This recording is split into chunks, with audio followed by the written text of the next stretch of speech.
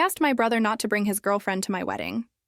My brother Jake has this girlfriend named Becca, who literally cannot stand not being the center of attention for 5 minutes. Every family dinner, every holiday, every gathering, she finds a way to make it about her. Last Thanksgiving, she announced she was pregnant right when my dad was about to carve the turkey. Turns out she wasn't even pregnant. Just wanted to see everyone's reactions. So when I was planning my wedding to my fiancé Ryan, I knew I had to do something about the Becca situation. This was going to be my one day, the one day that was supposed to be about me and Ryan starting our life together. I called Jake about 3 months before the wedding. Hey, so about the wedding, I need to ask you something kind of awkward. What's up? He said, and I could hear him eating cereal in the background. I really don't want Becca there. I know that sounds harsh, but she always makes everything about herself, and I just can't deal with that stress on my wedding day. The line went quiet for like 10 seconds. Then Jake exploded. Are you serious right now? You're uninviting my girlfriend from your wedding. I'm not uninviting her because she was never invited in the first place. The invitation was just for you. That's the same thing. We've been together for 2 years. She's basically family. I tried to explain that it wasn't personal, that I just wanted one drama-free day, but Jake wasn't having it. He said if Becca couldn't come, then he wouldn't come either. I told him that was his choice, hoping he'd change his mind. He didn't, but here's where it gets crazy. The day of my wedding, I'm getting my makeup done in the bridal suite when my cousin Madison bursts in. You need to see this, she says, shoving her phone in my face. It's Becca's Instagram story. She's posted like 15 videos of herself getting all dressed up, doing her makeup, picking out jewelry. The caption on the last one says, "Can't wait to celebrate love today," with a bunch of heart emojis and the location tagged as our wedding venue. My heart drops. She's coming anyway, Madison nods. Jake's outside right now arguing with your dad about it. He says he changed his mind and decided to bring her. I'm standing there in my wedding dress, half my makeup done, and I have to deal with this. So I march outside in my robe and slippers, my hair still in curlers. Jake sees me coming and his face goes red. Before you say anything, no, I cut him off. Absolutely not. I told you 3 months ago she couldn't come. You said you wouldn't come. Now you're both here. Becca steps out from behind Jake wearing this bright red dress that looks exactly like something a bride would wear to her own reception. I'm not even kidding. It had sparkles and everything.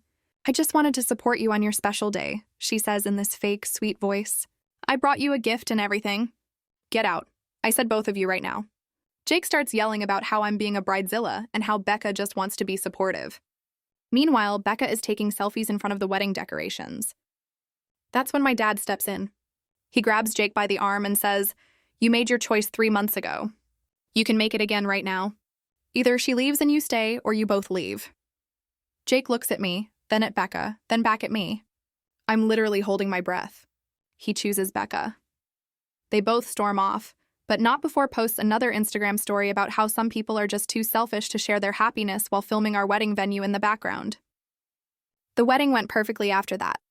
No drama, no attention-seeking, no weird announcements during the toasts. Ryan and I had our first dance without worrying about someone trying to cut in or make a scene. But the real kicker, 2 weeks after our wedding, Jake calls me crying. Turns out Becca had been cheating on him with his roommate for like 6 months. She only wanted to come to the wedding because she knew his whole family would be there, and she could play the perfect girlfriend one last time before she dumped. Weddings are supposed to be about love, unity, and new beginnings, not chaos and red sequins. I never thought my own brother would be the one to test that, but when you have a Becca in your life, chaos is practically guaranteed.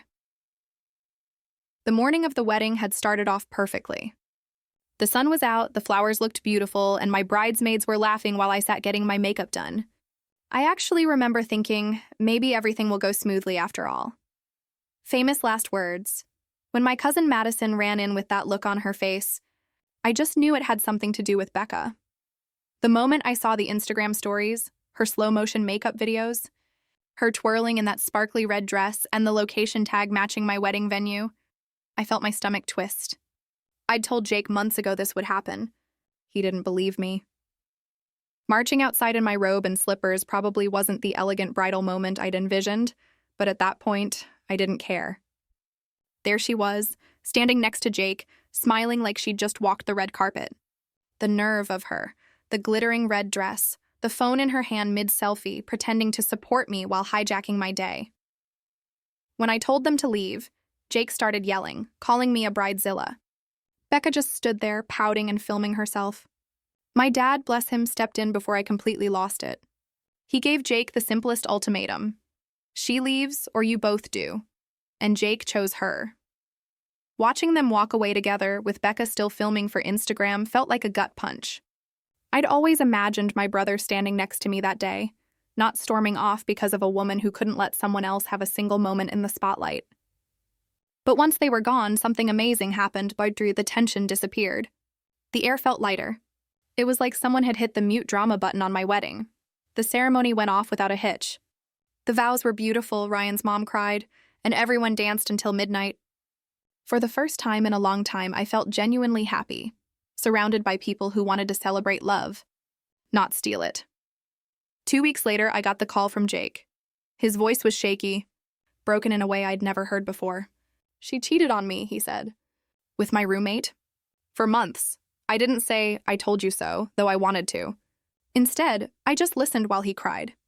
Turns out Becca had only wanted to attend the wedding because she wanted one last public performance, one last stage where everyone would see her playing the part of the perfect girlfriend before she dumped him.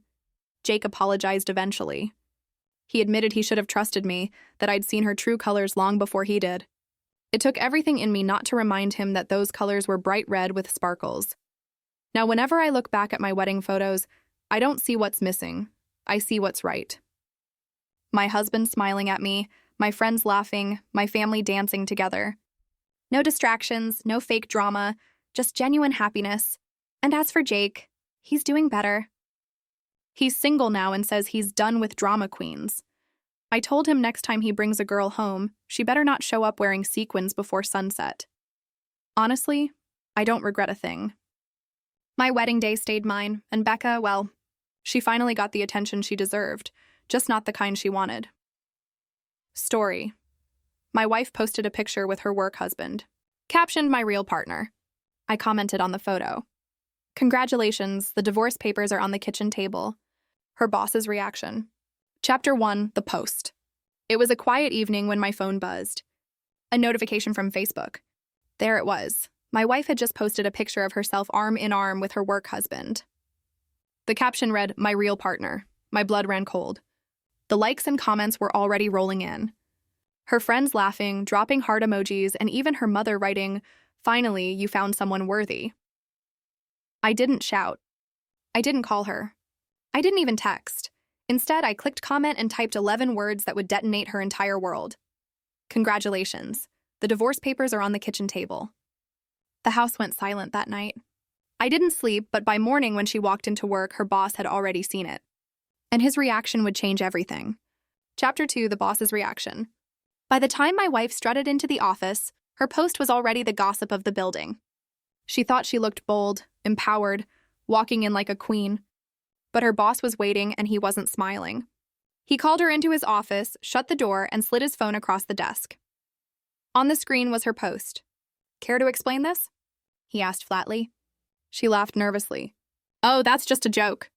You know, office humor. His face didn't change. Not funny. Not when shareholders are watching my employees represent this company online. You tagged the company page for God's sake. Do you realize what this looks like? Her confidence cracked. It's not what it seems. But then came the blow. I also spoke to your husband. He tapped the screen again, showing my comment. Congratulations. The divorce papers are on the kitchen table. Tell me why I should keep an employee who drags her personal circus into my company's reputation. She froze because she had no answer. Outside the office, coworkers were whispering. Screenshots were already circulating. And for the first time, she realized the storm she thought she could control had already escaped her hands. And me, I wasn't done yet. Chapter 3, Whispers and Cracks. By noon, the whispers at her office weren't whispers anymore. They were full-blown chuckles. Screens lit up with screenshots of her post, my comment, and the boss's stone-faced expression as she tried to spin excuses. She stormed into the ladies' room, locked herself in a stall, and furiously typed on her phone.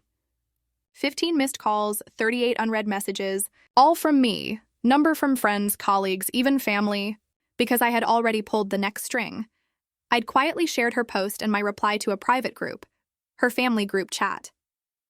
Cousins, aunts, uncles, the same ones she used to boast to about her perfect marriage and successful work life. Within minutes, it spread. Her brother texted, "What the hell are you doing? Are you insane?" Her aunt, "So you destroy your marriage and your job with one post?" The walls were closing in. By the time she emerged from the bathroom, her work husband wouldn't even look her in the eye. He'd gotten a call, too, from his wife.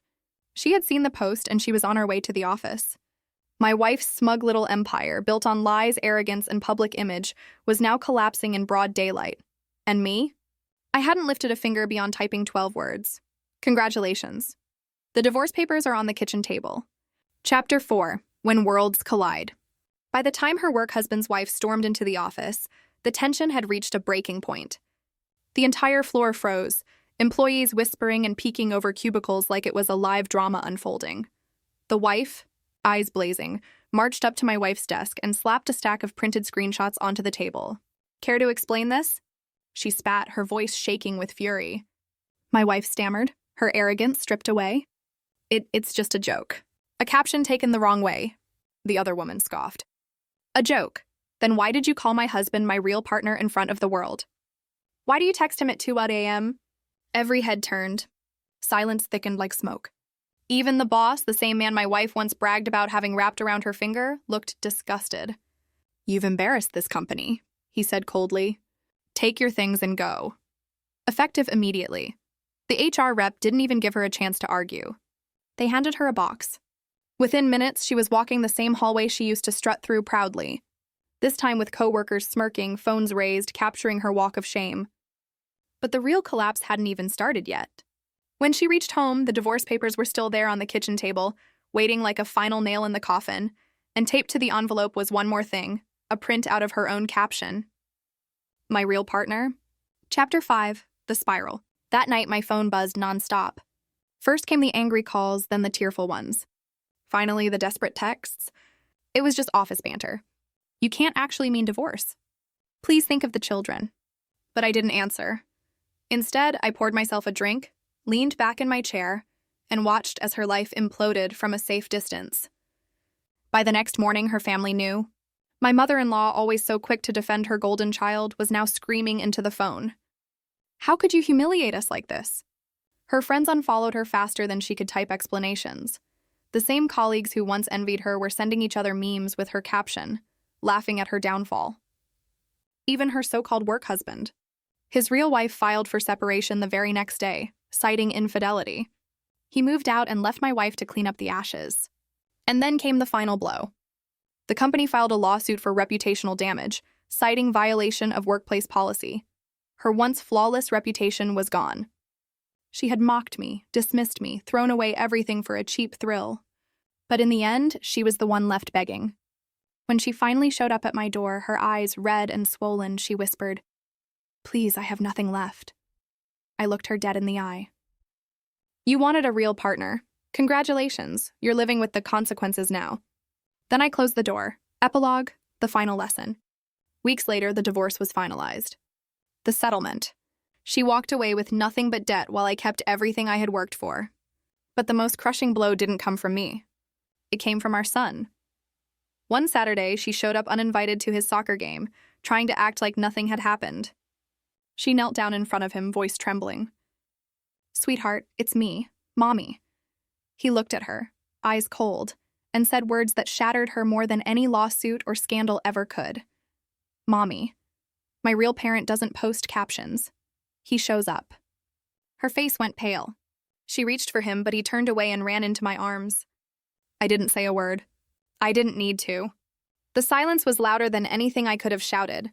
From that moment on, she wasn't just the woman who lost her husband, her job, and her reputation. She was the woman who lost her son's respect. And that was the one thing she could never get back. And as I held my boy close, I realized revenge wasn't just about destroying her life. It was about building a better one for us. Was this revenge perfectly justified, or should the storm have raged harder? Drop your verdict below. I read every single one. Hit like if you crave justice and share this story with someone who needs its fire. Subscribe to Lauren's story because here betrayals don't sleep. They hunt their owners. Every shadow hides a reckoning. Every mask breaks and every betrayal is answered. Stay sharp, stay unbroken.